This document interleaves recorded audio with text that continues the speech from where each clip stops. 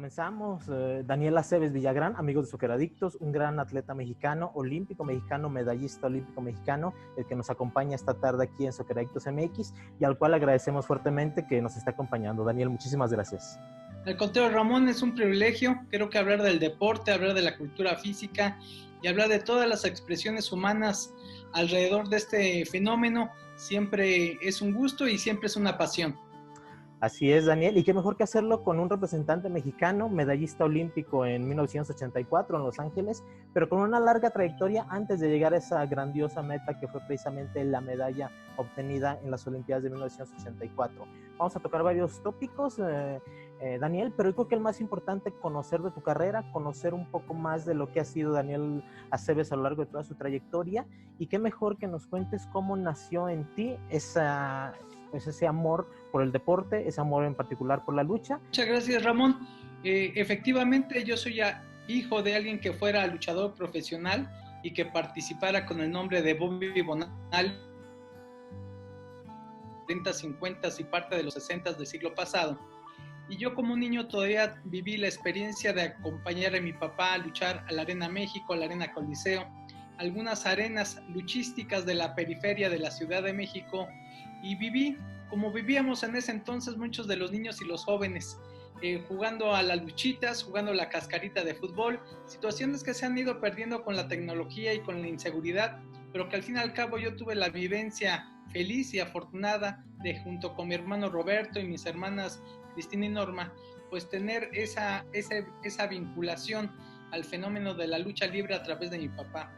Y fue en ese entonces, Ramón, cuando se dio no solo el ánimo y la fantasía como niño de querer ser luchador profesional, sino también la vocación por el deporte, que siempre estuvo presente en nuestras vivencias y sobre todo con el ejemplo de mi papá, que veíamos que iba a entrenar todos los días, que en la misma casa tenía sus mancuernas, sus barras para estar entrenando de manera cotidiana y que cuidaba en mucho, como lo hacen los luchadores profesionales, su presencia y sobre todo dignificando el personaje que juegan en la lucha libre profesional, que como se ha dicho es uno de los deportes espectaculares, pero es uno de los espectáculos deportivos más queridos por la afición de México y que crea muchas adicciones.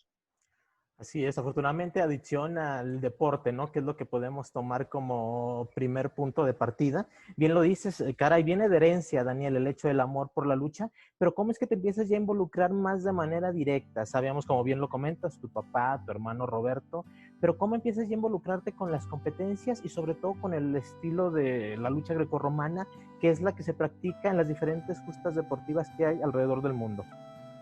Ramón, recuerdo con mucha claridad que un día mis primos, nosotros vivíamos en la Colonia Guerrero, que es donde yo nací, que está ubicada en el centro histórico de la Ciudad de México, y nos platicaron que en el Deportivo Guelatao, que está en la Lagunilla, se podría ir a hacer ejercicio, algunos deportes, entre ellos la lucha. Y la primera imagen que tuvimos fue que había un ring, que había capas, que había máscaras, que había una expresión de la lucha profesional como nosotros la habíamos conocido. Pero ya cuando nos acercamos a esta experiencia, yo tenía alrededor de 10, 11 años de edad, pues nos dimos cuenta que no había tal, y que en cambio había un grupo de jóvenes que practicaban haciendo pesas, técnicas de lucha, los ponían un día a correr, los ponían a jugar básquetbol, fútbol, natación, etc. Y eso nos llamó profundamente la atención.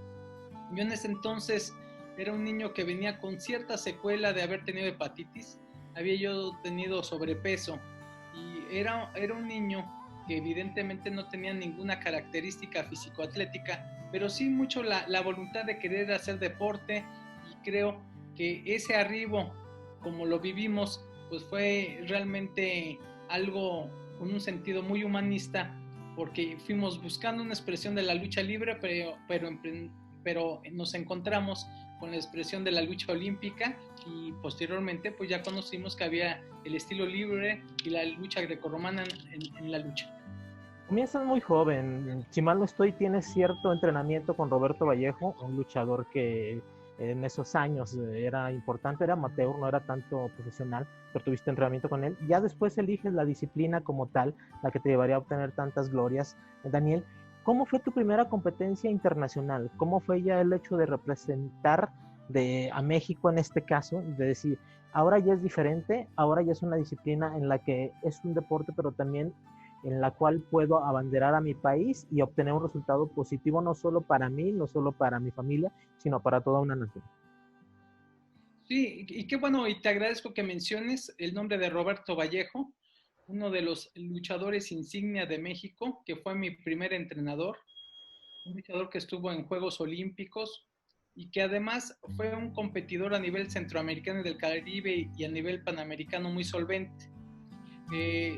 Tuve la suerte de que en este deportivo él era el jefe de entrenadores, fue mi primer contacto como niño y fue durante esa vivencia que tuve también la experiencia de que comencé a bajar de peso y que fue una de las principales motivaciones.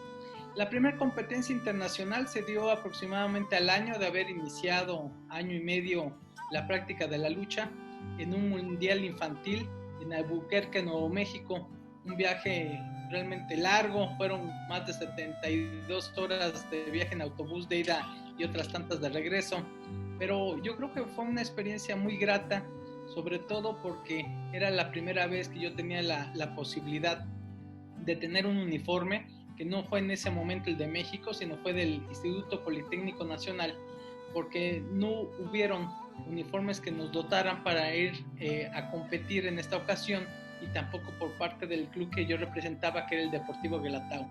Entonces el arquitecto Manuel Andrade, que era el presidente de la Federación de Lucha y además del Poli, nos dio los uniformes. Hace poco uno de mis compañeros me mandó una foto de ese entonces que la guardo con mucho cariño, porque pues fue la primera experiencia de cruzar la frontera y de tener una experiencia que difícilmente hubiéramos tenido en ese entonces por la problemática económica con la que vivíamos. Es decir, ahí se constató que el tema del deporte era un movilizador social. Uno como niño no lo sabe interpretar de esa manera, pero te das cuenta de que el esfuerzo tiene su recompensa, y en ese entonces así fue mi primera participación internacional. Fue la primera y única ocasión que perdí mis 2 combates. Después entré a un torneo de consolación, quedé en segundo lugar, le gané a Japón, le gané a algunos representativos de otros países, perdí la final con Estados Unidos, pero fue una grata experiencia en términos de la formación que uno tiene como ser humano. Increíble esta trayectoria, porque hasta cierto punto, Daniel, fue un lapso de tiempo pues muy corto. Estamos hablando de tu primera competición hasta que llegas a la consecución de obtener una medalla olímpica en 84, que fue un lapso de tiempo corto. Incluso pues en 14 años de carrera que tuviste, tus números la verdad te avalan de una manera impresionante. Estamos hablando de 545 combates. Tienes el récord de 10 años consecutivos siendo campeón nacional, Daniel. ¿Qué nos puedes mencionar de eso, que debe ser un orgullo grandísimo, no solamente para ti, sino para toda la gente que te rodea? Pues Ramón, yo creo que una de los elementos que más te van conformando en el tema del deporte es lo que vas aprendiendo. Y sobre todo, una vez que fui avanzando de manera lenta pero progresiva, deportivamente, técnicamente, en la cuestión físico-atlética, me fui consolidando como un luchador de calidad a nivel nacional e internacional, y tuve la opción que durante 10 años no perdí un solo combate en México, incluidos los torneos internacionales en los que participé y que fueron parte de la preparación para Juegos Centroamericanos, Juegos Panamericanos, Juegos Olímpicos o Campeonatos Mundiales. Es decir, yo creo que aquí una de las primeras lecciones es de que un campeón no solo nace, sino se hace, porque reitero, yo platico con mucho orgullo, yo no tenía una característica físico-atlética como la tenían otras personas, me tuve que ir construyendo.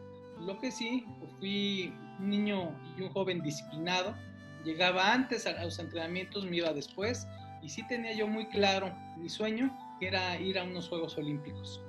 Y esa disciplina, Daniel, que es un punto importante, yo creo que para cualquier ámbito en la vida, no solo en el deporte, pero ahora que lo estamos tocando contigo, que también más adelante tocaremos el tema de la educación, que es muy importante y relevante en la vida de Daniel Aceves Villagrán, pero esa disciplina te llevó precisamente a llevar una continuidad y regularidad en todas las competencias en las que tenías oportunidad de participar. Era de que Daniel fuera un campeonato panamericano, fuiste campeón juvenil, mundial juvenil, participaste en centroamericanos, en panamericanos, por supuesto, Juegos Olímpicos, en todas las competencias obtenías medalla, te subías al podio y te colgabas una medalla.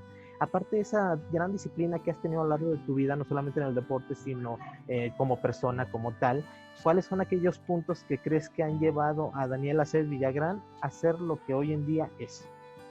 Pues fundamentalmente creo que hay que aprender mucho todos los días, hay que aprender mucho del deporte, yo creo que es formativo, en el deporte hay reglas. Yo creo que ese es el ámbito en donde hoy se ha descuidado mucho la formación de muchas personas y de nuevas generaciones. Hay circunstancias también. Creo que tiene que haber disciplina, constancia, perseverancia, excelencia. Y son factores que se tienen que ir sumando con una cierta determinación. Porque aquí, Ramón, hay que subrayar que ningún deportista puede decir que tiene una línea ascendente de manera permanente. Hay lesiones, hay fracasos pasajeros, hay una serie de contratiempos que se van dando a lo largo y ancho de cualquier carrera, y este es en un sentido hasta humano. Nadie puede tener ni saber todo en esta vida. Así que yo creo que ahí lo importante es de que disfruté ser luchador, heredé ese gusto y sin duda alguna lo poco que se ha ido realizando a través del tema deportivo, el tema de la administración pública o el tema social, ha tenido también que ver con la idea de poder trascender. Uno tiene que tener filosofías en la vida. En los medallistas olímpicos hemos promovido mucho el tema de ser mujeres y hombres con más proyectos que recuerdos. Y eso lo reiteramos ya no solo como una frase pasajera, sino como la propia voluntad de querer imprimir un cauce para la existencia que al fin y al cabo se va a acabar. Entonces, ese tramo de vida, y si lo tenemos acompañado de cierta salud física y mental, tenemos que disponer los bienes necesarios para trascender. Trascender es justificar nuestra existencia. Algunas personas válidamente lo buscan en el deporte, en tener un trabajo, una esposa, un esposo, hijos, tener algún bien material o afectivo. Todo es válido. Aquí nosotros afortunadamente tuvimos la vocación de querer trascender a través del deporte y a través de ser parte del movimiento olímpico. Daniel, entramos a un punto cumbre en tu carrera como luchador, en este caso de la disciplina de la lucha grecorromana. Eres de los pocos atletas mexicanos, Daniel, que han tenido la capacidad de poder pararse en las tres justas importantes que tenemos como mexicanos en cuestión de deporte y obtener una presea. Hablamos de Juegos Centroamericanos y el Caribe, como fue en La Habana, donde obtienes una medalla de plata. Hablamos también en 1983 con los Juegos Panamericanos en Venezuela, donde obtienes el bronce. Te faltaba nada más la medalla en Juegos Olímpicos. ¿Cómo fue el proceso para colgarte medalla en las dos justas previas a la gran justa internacional, que son los Juegos Olímpicos de Los Ángeles 84? Y ya más adelante entramos a cómo fue ya vivir la experiencia de estar ahí en Los Ángeles y obtener una medalla para México, que todos sabemos que tenía que haber sido la de oro, pero ya también precisamente de tus palabras, pues tendremos la oportunidad de escuchar precisamente cuál es tu opinión y cómo fue que se desarrolló esa competencia en Los Ángeles 84. Muchas gracias, Ramón. Creo que todo lleva ciclos. Realmente nadie se puede inventar de un día a otro en ningún quehacer humano. Dicen los expertos que para tener conocimiento de algo de manera plena tienen que pasar 10,000 horas de práctica. Y el deporte no es la excepción. Para llegar a unos Juegos Olímpicos, de manera muy trascendental, tienes que haber sido campeón nacional y antes de eso campeón distrital, estatal. Después ir a unos Juegos Centroamericanos y del Caribe, a unos Juegos Panamericanos, a torneos internacionales, campeonatos del mundo, para poder llegar a la cúspide de Juegos Olímpicos. La mayor parte de las historias deportivas son de esa manera. Hay algunas excepciones, por supuesto, pero la mayor parte y de carácter internacional tiene que haber una experiencia progresiva, porque creo que los seres humanos estamos diseñados para tener un aprendizaje y una actualización, y sobre todo hablando del tema del deporte. Creo que el proceso, como bien se comenta, siempre fue guiado dentro del tema de un ciclo olímpico, dentro del tema de buscar la representación, de poder ser parte de esa élite. Actualmente hay 110,000 olímpicos en todo el planeta, somos 7,700 millones de habitantes, es decir, es una élite muy pequeña, y de ella han habido 2.700 mexicanos que desde el año de 1924 hasta 2016 en Río, pues han participado en Juegos Olímpicos. Entonces, desde ese entonces, cuando era un deporte muy diferente en el que yo participé, era un deporte del concepto amateur. No había profesionalización, no había la comercialización que hoy conocemos, y todo esto cambió hasta 1991. Hace pocos días que veía yo una serie sobre un gran basquetbolista como Michael Jordan, pues hablaba sobre el primer equipo ícono del profesionalismo en Juegos Olímpicos, que fue el Dream Team, el equipo norteamericano de básquetbol que ganó la medalla de oro, y ahí cambió el deporte. Pero lo que a mí me tocó vivir fue con antelación a ese fenómeno, y todo era un concepto totalmente amateur. Nadie tenía un sueldo, las empresas comercializaban mucho menos implementos deportivos que hoy en día. Hoy en día la industria del deporte significa el 2% del Producto Interno Bruto a nivel mundial, el 3.7% en Europa. Es decir, el deporte era muy distinto. Lo que no ha cambiado es la presencia del movimiento olímpico internacional, su trascendencia por estar encima pues, de cualquier tema de carácter económico, ideológico, racial, político, y yo creo que esa es la valía, que sí coincide totalmente con la época que a mí me tocó vivir, con lo que hoy se está viviendo, Ramón. Caray, excelente forma de explicarnos lo que es un proceso y un ciclo de cara a lo que son los Juegos Olímpicos, a lo que es cualquier competencia, Daniel, que creo que en ocasiones ese es el detalle muy grande que se nos va, ¿no?, de la vista, que hay procesos, que hay formas, y ahora nos los acabas de explicar de una manera extraordinaria. Enfocándonos en lo que es aquellas tardes de agosto de 1984, la última de julio y las últimas dos y las primeras 2 de agosto de 1984, ¿cómo fueron aquellos combates? ¿Cómo fue aquella sensación de saber que tenías el oro, que el oro era tuyo, Daniel, y que lamentablemente que al final te cuelgas una presea, pues no es no la que hubiéramos querido, sino la que no te merecías, porque te merecías el metal dorado aquella tarde del 2 de agosto? Ramón, y adicionalmente hay que recordar que uno de los ámbitos que son opositores a los deportes de contacto de sus participantes es la báscula.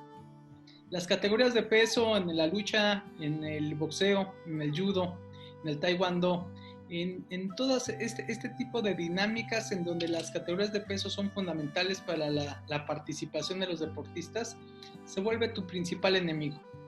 Y yo recuerdo, evidentemente, que siempre para dar una categoría de peso, los deportistas a nivel internacional tenemos que hacer un esfuerzo para bajar de categoría y tener más nivel competitivo. Y en ese entonces y hoy en día sigue siendo lo mismo, nada más que en ese entonces tenías que dar 3 días la categoría de peso y hoy solo es un día. Se ha ido protegiendo más la integridad y la salud de los deportistas, pero esto lo saco a colación porque una de las preocupaciones y angustias que tenemos generalmente quienes participamos en este tipo de competiciones es primero ganarle la batalla a la báscula y posteriormente a los competidores con los que te toca.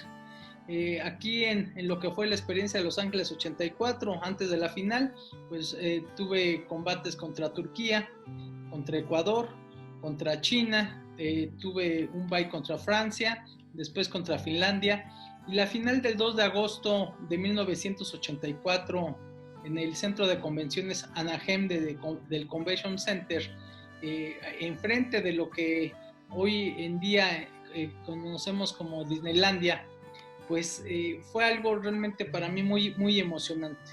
Sobre todo, Ramón, porque había sido el sueño de toda mi vida. Yo tenía alrededor ya cerca de cumplir 20 años, pero siempre me estimé como un adolescente bastante adulto, dado que yo tenía total y absoluta claridad de que mi sueño era participar en Juegos Olímpicos y ser medallista. Y en ese entonces yo, de manera anterior, ya había competido contra Tsuji Miyahara de Japón en un abierto de los Estados Unidos unos meses antes y le había yo ganado. Tsuji Miyahara era en ese entonces el campeón mundial de la especialidad y tuvimos pues un combate muy cerrado. Hubo un toque de espalda en el primer tiempo que no marcaron los árbitros. De acuerdo al reglamento, cuando los omóplatos de la espalda tocan el colchón un segundo, se da por concluido el combate. Se dio un toque como de 15 segundos, no lo marcaron y terminó 9 puntos a 4 el puntaje al terminar el tiempo reglamentario.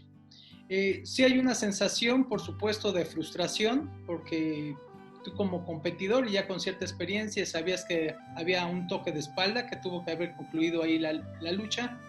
No obstante, ser subcampeón olímpico era muy grato, y sobre todo, Ramón, yo me sorprendí mucho cuando en el sonido local sabemos que los idiomas oficiales del movimiento olímpico es el inglés y el francés, pero en español también. Dijeron que por primera ocasión un hispanoparlante, un latinoamericano, ganaba una medalla en lucha grecorromana.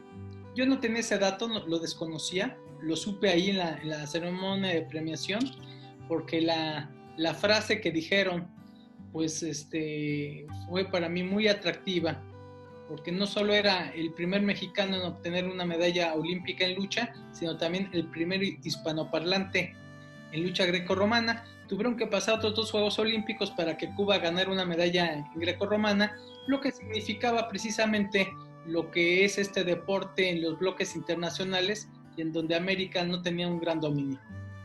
Impresionante lo que nos comentas, y me gusta algo que estoy viendo después de la forma en la que narras lo que aconteció, de una manera muy crítica, de una manera muy objetiva y analítica, Daniel. Lo vemos la mayoría. Yo estaba hace unas horas leyendo la narración que tienes en tu página de internet del suceso, de cómo se fueron dando, y créeme que fue muy curioso porque incluso se me enchinó la piel de la forma en la que narras, de cómo vas diciéndonos a todo el mundo cómo era momento tras momento de las competencias, de los días previos y demás.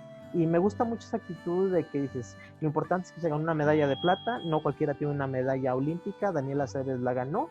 Insisto, no era la que merecías el metal dorado, pero es excelente escuchar que tengas esa actitud y que estés contento y satisfecho de que cumpliste tu sueño, participaste en los Juegos Olímpicos y pudiste darle a nuestro país una medalla. No, y además muy agradecido, porque en la vida todo es circunstancial. Lo hace uno como representante de un esfuerzo. Hay compañeros, entrenadores, tu familia, tus oponentes, todo suma para cualquier logro, y así acontece en la vida.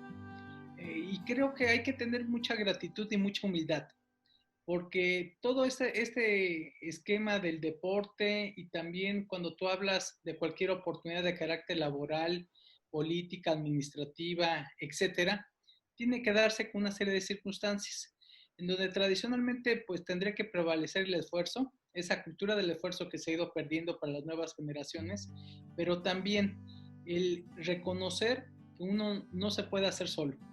No hay ningún atleta, por más individual que sea su disciplina, que pueda constituirse como parte de un éxito en solitario. Eso de verdad no existe, y yo desconfiaría de esas versiones y de quienes las manifiesten. Así es, muy importante lo que acabas de mencionarnos, Daniel.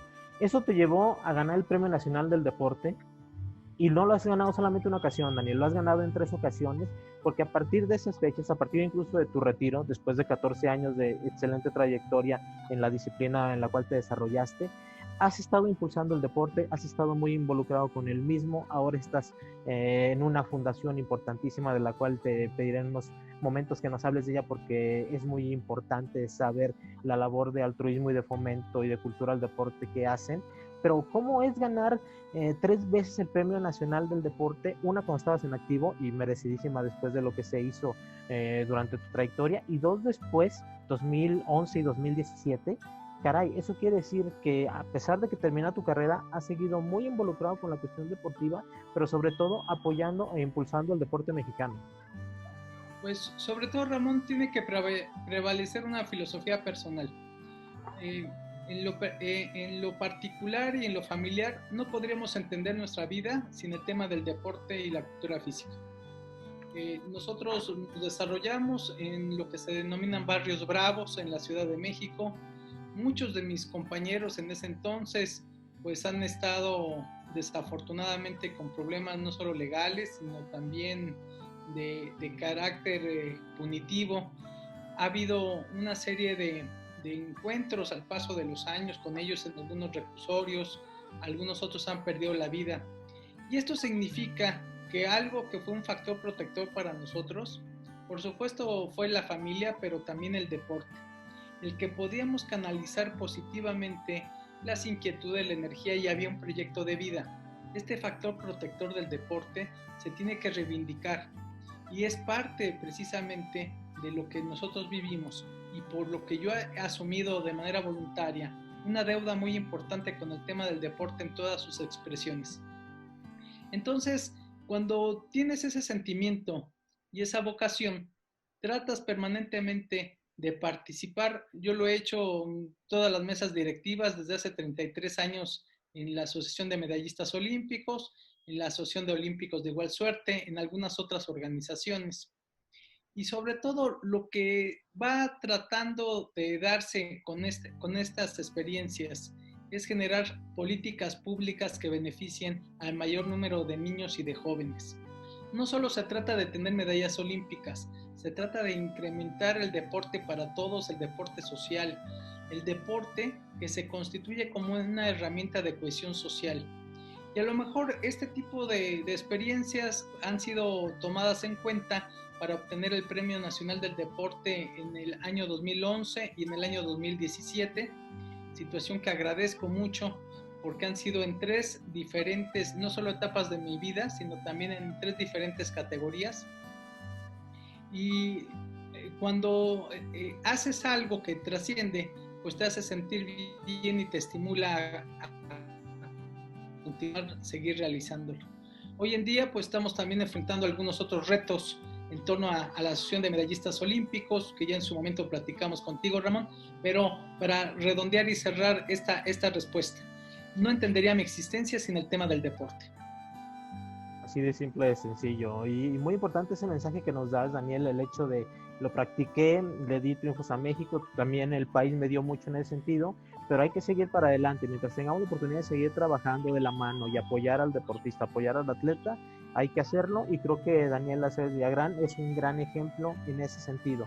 Tocabas algo del tema de la opción de los medallistas, precisamente hace apenas algunos minutos tuviste una reunión muy importante relacionada con lo del FODEPAR, este Fondo para el Deporte de Alto Rendimiento. ¿Nos quisieras platicar algo, Daniel? Porque creo que es un tema muy importante y que creo que ahora que publiquemos la entrevista, que será de manera inmediata, será muy valiosa tu opinión para que nos des también una idea y nos pongas en contexto de qué es lo que está haciendo en este momento tú, que presides en este caso junto con los medallistas. Caray, ¿qué es lo que está sucediendo? Porque sí es un tema pues bastante importante y que creo que ustedes ahorita están pues defendiendo como corresponde este Fondo para el Deporte de Alto Rendimiento. Efectivamente, Ramón, el contexto nace de una iniciativa que se presenta en la Cámara de Diputados para extinguir 44 fideicomisos públicos y concentrar estos recursos para gastos del gobierno federal. Y entre estos fideicomisos está el que aludes, el Fondo para el Deporte del Alto Rendimiento FODEPAR, un fideicomiso que se constituye desde hace casi 22 años y que ha tenido variables, ya que en un principio estaba financiado por el sector público y el sector privado. Actualmente es solo el sector público el que dota de recursos a este FODEPAR, que otorga no solo los requerimientos materiales y logísticos a los deportistas de alto rendimiento a nivel olímpico y paralímpico, sino también de las becas vitalicias para medallistas olímpicos, paralímpicos y de exhibición. Aquí cabe destacar que dentro de este contexto, hoy celebramos, al igual que como la semana pasada, una reunión de carácter virtual con el presidente de la Junta de Coordinación Política, el doctor Ricardo Monreal, y desde el Senado de la República como Cámara Revisora de esta iniciativa, una vez que la dictamine la Cámara de Diputados como Cámara de Origen, pues tendrá que tener una opinión en relación a lo que vaya aconteciendo y a lo que se vaya presentando en la legislación correspondiente. Nosotros hemos citado varios argumentos. Uno de ellos es el número de medallas que se han generado en los últimos 5 Juegos Olímpicos, que son 27 preseas, 34 preseas en los Juegos Olímpicos de la Juventud en las 3 ediciones existentes, alrededor de 576 medallas panamericanas, 1.476 medallas centroamericanas y del Caribe. Todo esto en 2 décadas. Y si nosotros lo comparamos con la producción de medallas anterior, pues nos daríamos cuenta que la cosecha había sido muy inferior y que la satisfacción del pueblo mexicano pues había disminuido en mucho estos éxitos deportivos, que no son suficientes de ninguna manera, pero también, Ramón, lo hemos comentado, si aún así han sido insuficientes, si nos imaginamos sin este tipo de apoyos, habría, por supuesto, mucho más fracasos que medallas, que son las que pudiéramos nosotros señalar como parte del acervo internacional de México. Así es, importante que toques ese tema. Creo que en ocasiones nos deslindamos de los temas importantes cuando no hablamos de los grandes deportes, ¿no? De los demás reflectores que tenemos en México, pero sin duda los atletas de otras disciplinas son los que terminan siempre dándonos grandes satisfacciones, los que van a competencias internacionales y consiguen medallas. Entonces el hecho de que ustedes estén defendiendo esto y de que busquen que realmente ese reconocimiento que se ganaron a pulso en su disciplina, en su campo, en lo que hacen, en lo que pusieron a México en todo lo alto, pues no se les retire, porque vaya que es importante. Se lo ganaron como no lo tenían que hacerlo dentro de su deporte, y yo no veo ningún derecho de por qué simplemente desaparecer las cosas así de golpe. Efectivamente, y sobre todo, el deporte y su práctica es un derecho humano. Sabemos que en lo que es la propuesta no se habla hasta hoy de una transformación de FODEPAR, sino simplemente de su extinción, lo que generaría una parálisis importante para la CONADE. Yo espero que con estas argumentaciones el Poder Legislativo pueda convencer al Poder Ejecutivo de que hay que fortalecer este tipo de mecanismos, hay que promover no solo el alto rendimiento, sino también el deporte social con todas sus características, y que, Ramón, al fin y al cabo, hoy por hoy, el tema post-COVID va a reclamar una serie de políticas públicas en donde está total y absolutamente subrayado que las enfermedades no transmisibles como la diabetes, hipertensión, cardiopatías y algún tipo de cánceres, junto con la obesidad y el sobrepeso, han hecho que el nivel de la letalidad del COVID-19 sea de los más altos o el más alto del mundo. Entonces tenemos que enfrentar, yo creo que un episodio ya no solo de búsqueda de éxitos deportivos, que es fundamental, pero también de que el deporte esté transversalizado con la salud, con la educación, con el bienestar social, con la economía y con la seguridad pública. Excelente, Daniel. Quisiera cerrar esta entrevista después de escuchar ya tu labor con los medallistas, tu trayectoria deportiva. Hay algo muy importante que me gustó muchísimo ahora que tengo la oportunidad y el placer de poder entrevistarte, Daniel, que es la cuestión de la educación. Y sí quisiera que cerráramos con un mensaje de Daniel Aceves en relación a cómo conjugar el deporte con la educación. Tenemos aquí frente a nosotros a una persona, a un profesionista que es licenciado en Derecho, que tiene una maestría en comunicación organizacional y que aparte es doctor en alta dirección. No es poca cosa, y es decir, caray, aparte de que triunfó en el deporte, de que hizo las cosas muy bien dentro de su disciplina, en cuestión de preparación profesional lo ha hecho también de una manera genial. ¿Qué mensaje le puedes dar tú a los deportistas y a los jóvenes en relación a la conjugación de deporte y educación, Daniel? Pues, fundamentalmente creo que el deporte como tal es una herramienta trascendente, personal, familiar y social, y que la práctica de una actividad física regulada siempre nos va a permitir tener una mejor formación en todos los sentidos, mayores equilibrios, y esto a su vez se va a traducir en una cohesión social y en una paz social diferente. Los países que le apuestan al tema del deporte no solo hacen una inversión en capital humano, sino también invierten en educación y en salud, en bienestar social. Más que una recomendación, es solo subrayar la necesidad de tener un proyecto de vida, de tener una planeación y de preguntarnos qué estamos dispuestos a hacer para lograr aquello que queremos. Creo que las orientaciones motivacionales que muchas veces existen nos hablan de esto, de la cultura del esfuerzo, de que las circunstancias que valen la pena no son gratuitas.